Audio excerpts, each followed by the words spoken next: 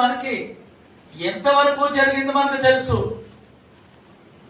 ఏమని ఇప్పుడు కూడా ఏం జరుగుతుందో మనకు తెలుసు. కానీ ఈ రాత్రి ఏం జరుగుతుంది, రేపొద్దున ఏం జరుగుతుంది మనకు తెలిసినా ప్రియులారా, అందుచేతనే భవిష్యత్తు అంటే ఏమిటి, నీ ఆలోచన ఏమిటని ఒకటి అడిగాడు. అప్పుడు బ్రనిగం గారు ఏమన్నారు తెలుసా? భవిష్యత్తు దేనిని పట్టుకున్నదో నాకు తెలియదయ్యా అన్నాడు.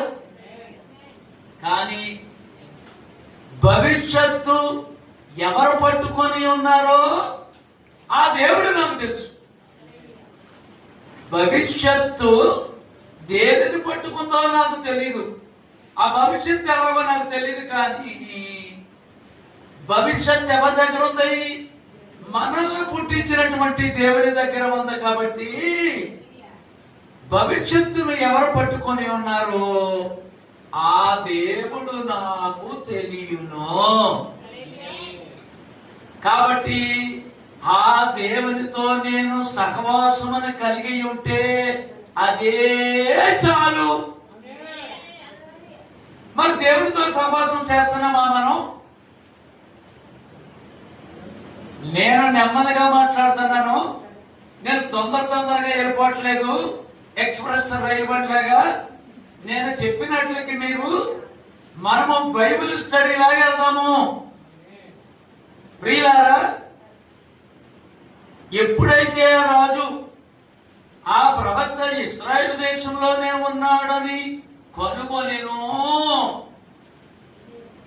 అప్పుడు చెప్పారు, రాజా నువ్వు అనుకున్న మాటలనే ప్రవక్త చెప్పేస్తున్నాడు ఎలీషా అని చెప్తే, ఎక్కడున్నాడో వెళ్ళి చూడండి అంటే అందరూ కూడా వెళ్ళి వెతికి దోతానులో ఉన్నాడని చూశారు.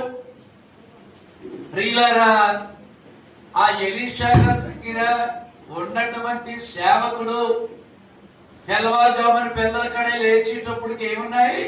వెలుగు. ఓ రథాలు, గుర్రాలు మొత్తం అన్ని కూడా చుట్టూరు ఉన్నాయి. అడిలిపోయాడు ఒకేసారి. ఓ దైవజనుడా, ఓ నాదా, అలా చూడండి బయట వచ్చేసారు, చుట్టూరు కమ్మేశారు చీకట్లో. అప్పుడు వచ్చి చెప్తే, నీవేమి కూడా భయపడవద్దు, వారిలో ఉన్న వారి కంటే మనలో ఉన్నవాడు గొప్పవాడు అన్నాడు.